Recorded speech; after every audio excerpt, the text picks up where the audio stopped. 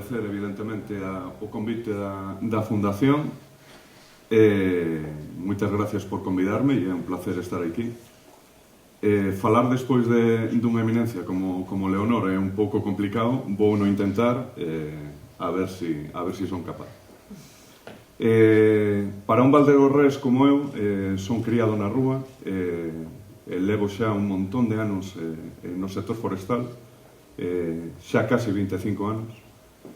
Vir a falar de xestión forestal a un sitio onde prácticamente este distrito, que é o Distrito Forestal 13, ardeu prácticamente por completo, pois é unha mágoa. Outro día confirmaronme no Ministerio que este é o lume máis grande xa non do último ano, sino dende que temos datos en España, non na Península Ibérica, porque houve un máis grande en Portugal, pero si o máis grande de España está aquí en Valdeorras e xa levamos 2 continuados prácticamente en 4 anos, vale? Bueno, isto que vedes aquí, todas as fotografías que vos vou asinar hoxe están sacadas en Valdeorras, algunhas despois do lume e outras pois previas ao lume en algúns dos montes que xestionamos no Concello da Veiga. A Veiga, dentro deste distrito, como veíamos antes as imaxes que puxeron dende a Fundación, prácticamente está completamente rodeado por lume, vamos a ver, o sea, por distintos lumes, tanto no lume de Valdeorras do ano 2022, como no lume de Larouco deste ano. Entrou outro por Porto, tuvemos tamén o de Manzaneda relativamente cerca, e pois das 9.000 hectáreas que xestionamos alá, compartimos xa un montón de kilómetros cos últimos 2 lumes. A Veiga non era un concello donde haxa lumes históricos de forma histórica. O que pasa que últimamente, como ben decía Leonor, xa non estamos a salvo de que estos lumes reiterados nos toquen ou ben por tormentas secas, como foi o do ano 2022, como o deste ano, pois que o parece ser foi provocado. Bueno, algunhas das fotografías que aparecen aquí están tomadas por un bon amigo que se chama Floirán Sevilla, que é un dos mellores xestores, sobre todo en xestión de frondosas caducifolias que temos neste país, e que estuvemos vendo ou dándolle unha volta a este lume de Larouco fai pouquiñas semanas. Isto que vedes aí é un rebrote de eucalipto, de bidueiro, de cepa, está no Monte de Roblido. Bueno, este lume tamén nos enseñou un montón de cousas que vos vou intentar explicar a continuación. Bueno, isto que vedes aquí, a ver o punteiro, isto que vedes aquí, isto é a Veiga. Isto é o barco, vale? Isto que está aquí é o Alto da Portela. E vos trouxen esta fotografía porque, evidentemente, a xestión forestal activa funciona. Funciona para parar incluso estes monstruos de incendios forestais que temos agora mesmo, vale? Sempre os lumes, por moi grandes que sean, nos dan algunha oportunidade, sobre todo estes lumes que estamos un montón de días convivindo con eles, nos dan algunha oportunidade de poder paralos, vale? Esta masa é unha masa de pseudosuga, está tratada previamente, tuvo un tratamento selvícola, unha clara, tuvo podas baixas para romper a continuidade, e este é o límite que divide ambos concellos, vale? Isto fíxose unha subvención e só pudemos actuar, evidentemente, na parte que nos xestionamos, que é no Concello da Veiga, e decidimos que era un bon punto para abrir unha liña de defensa dende a cual poder atallar este lume, e aquí se parou. Nos estuvemos no lume de Larouco dende o mércoles xa pola noite, cando todavía estaba no Concello de Petín, estuvimos hasta o domingo, compartimos moitísimas horas con este lume, casi 8 kilómetros, e evidentemente non houbo moitas ventanas para poder intentar apagalo, e algunhas pois tuvemos. Aquí éramos moi pouca xente, tiñamos 2 bulldozers e sin agua conseguimos que non entrara na veiga, vale? Xa é o segundo e agora va de salva. Isto é Carballeda de Valdeorras, a Serra do Eixe, un cortalumes que ten 40 metros de ancho, vale? Casi 40 metros de ancho, en algúns puntos ten un poquinho menos, pero de media poderíamos decir que ten máis de 30 metros de ancho. Isto eran repoblacións novas, estos son bosques maduros que xestionamos de piñeiro silvestre na veiga. Aquí, no ano 2022, pola noite, ás 4 da mañá, isto está a 1400 metros de altura, de altitude, había máis de 20 grados de temperatura. Eso é unha auténtica salvajada, é dicir, o cambio climático está aquí e evidentemente o estamos sufrindo, vale, temos que convivir con ele. Isto foi un lume que caeu un rayo detrás desta loma e en menos de 20 minutos estaba xa no cortalumes. Eu cheguei ás 11:30 da noite e xa había impactado contra todo este cortalumes que estaba recién limpado, gracias a Dios, vale? Aínda así entrou en 5 puntos na Serra do Eixe, dentro desta masa de piñar.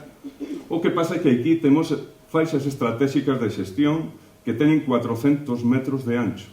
Nesas faixas, neste pinar adulto, pódase, para romper a continuidade vertical entre o mato heliófilo e os piñeiros, a 6 metros de altura, vale? E fomos capaces, fora arderon 13.000 hectáreas e aquí dentro, aínda entrando en 5 puntos, non chegou a 3 hectáreas ardidas. Entón, esta xa foi a primeira, todo, como decía Leonor, é moi importante a planificación destas áreas estratégicas e o que facemos é planificalas cando collemos a xestión de un novo monte. Para iso, eu son, como enxeñeiro, gústame falar con números sempre, teño aí o meu fillo, ademais, entonces, para explicarlle que as matemáticas son moi importantes. Aquí nesta serra xestionamos en áreas estratégicas de xestión o 4,68% da superficie. Xestionamos unhas, aquí podedes ver que temos nestas masas de coníferas que son piñeiro, basicamente piñeiro silvestre, aínda que tenemos moitas máis especies de alta montaña, tamén temos masas de frondosas compartimentando estas masas de coníferas que agora vades a ver. Isto ten unha superficie de casi 5.000 hectáreas. Con isto o que vos quero decir é que si temos superficie de xestión, é dicir, unha masa crítica grande, con dimensionar superficies de áreas estratégicas ao redor dun 5% é suficiente. Vale? Cando non temos estas áreas tan grandes e xestionamos montes máis pequenos, temos que aumentar a superficie destas áreas estratégicas ata incluso o 15% e incluso a veces non é suficiente. Vale? Nos xestionamos na provincia de Ourense hoxe casi 26.000 hectáreas, queimóusenos un monte en Monterrey, un monte relativamente pequeno, aínda que falar de centos de hectáreas en Galicia, donde a área mínima, o sea, a área media do minifundio, pois, está por debaixo de 1.000 metros cuadrados, pois é paradóxico, pero o monte veciño alemán común ten iso, ten grandes superficies que nos permiten poder xestionar moito territorio.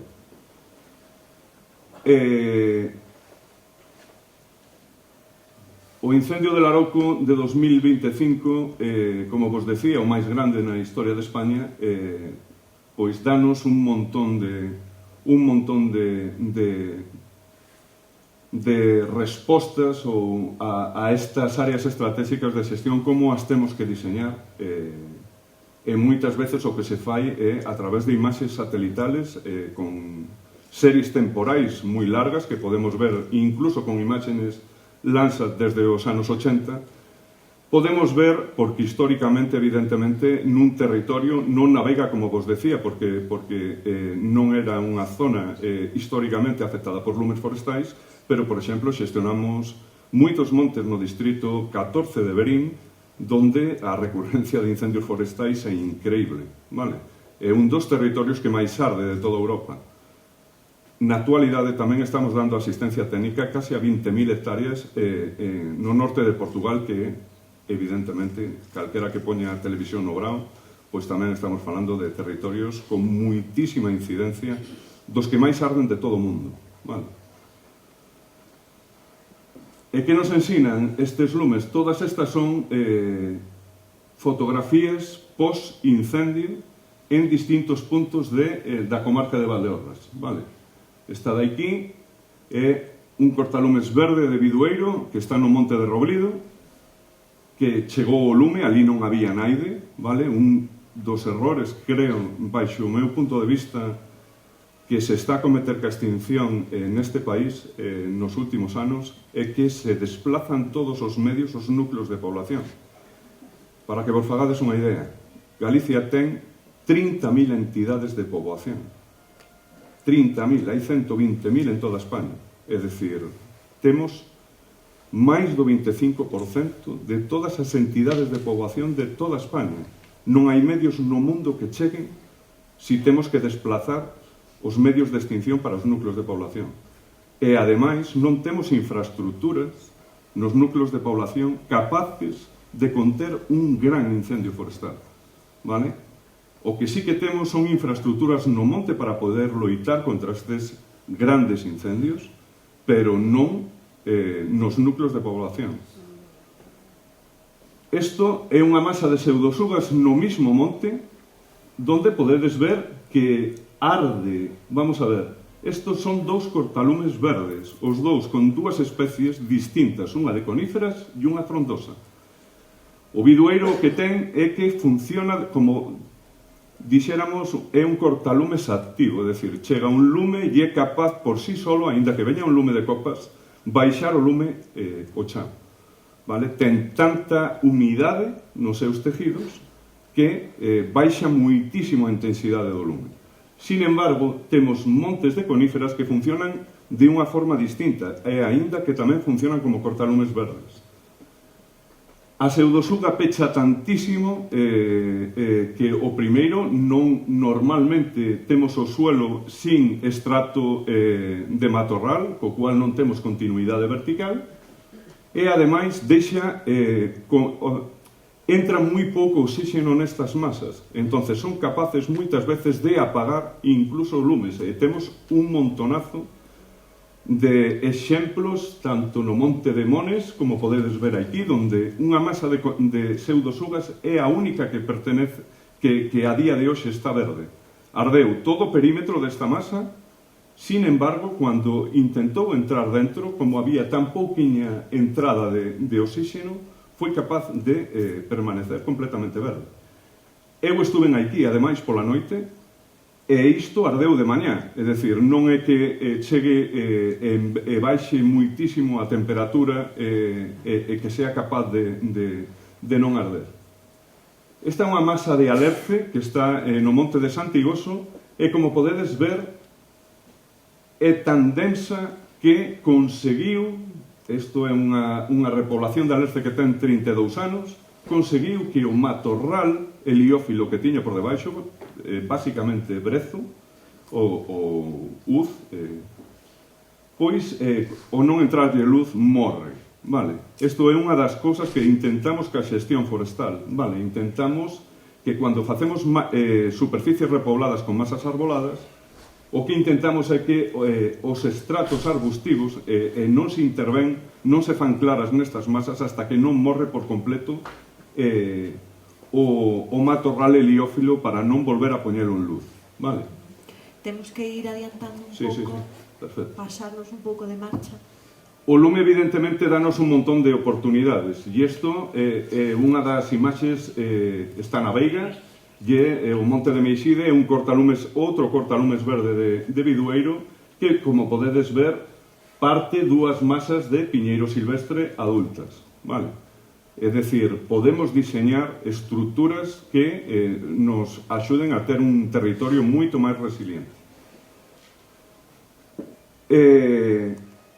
é moi importante optar pola silvicultura para poñer en valor as masas que temos, vale? Isto é unha reboleira, está no monte de Seoane, en Carballal de Lobos, na Veiga, e como podedes ver, o que se fai é marcar os árboles de porvir despois dun tratamento silvícola.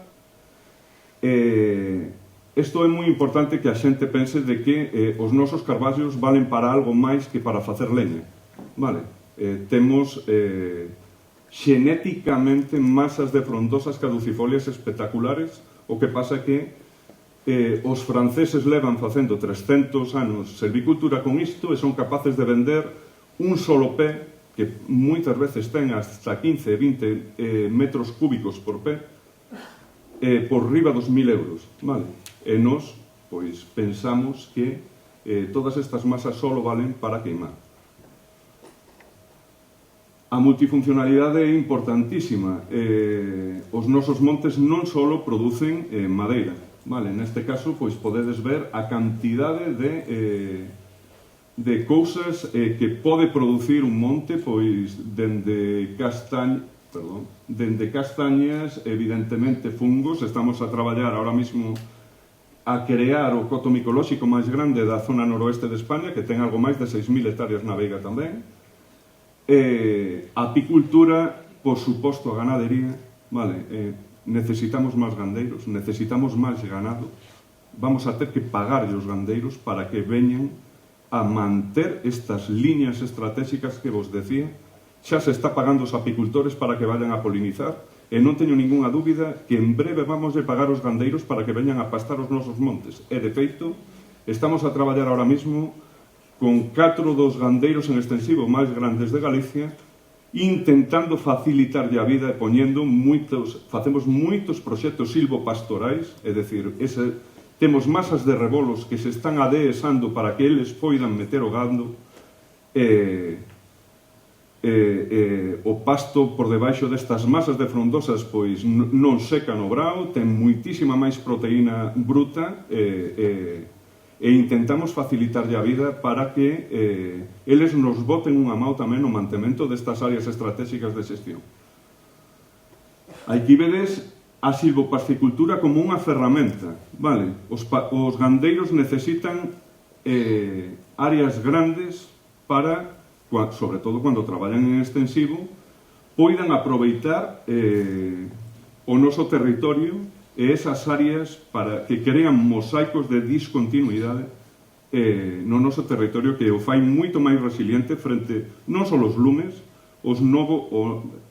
estamos cada día a ter máis plagas e máis enfermedades nas nosas masas forestais, e van a ser moito máis preocupantes todavía que os lumes a corto plazo xa.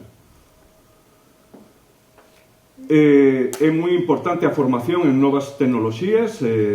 Nós facemos moitísimas xornadas de intercambio, traballamos prácticamente con todas as universidades, non só galegas, nin sequera nacionais, senón tamén temos moitos proxectos de monitorización de inventario forestal LIDAR, e con novas tecnoloxías. Pois aí vedes un montón de imaxes, por exemplo, dun Samercán que fixemos fai 2 anos na Veiga, onde viñeron 40 investigadores de toda Europa, vale?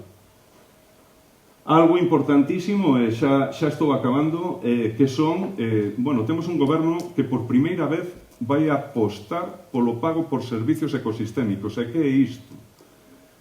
Igual que temos hoxe créditos de CO2, é dicir, aquelas compañías que están contaminando voluntariamente dentro dun mercado voluntario español, están a pagar por todo aquilo que non son capaces de reducir, vale? Teñen planes de reducción, e o que non son capaces de reducir das emisións que emiten, vale? Do que contaminan, pois poden facer proxectos de compensación. Bueno, pois agora estamos a traballar tamén con outros servicios ecosistémicos, aparte do CO2, como pode ser a biodiversidade, e aí vedes, nos agora mismo temos casi 4.000 hectáreas dadas de alta, certificadas baixo un estándar internacional que se chama FSC, en impactos verificados de biodiversidade. Eso que vedes aí é a Lagoa do Celo, unha zona glaciar, nun dos montes que xestionamos en Xares, tamén no Concello da Veiga. Moitísimas gracias. Pues moitísimas grazas.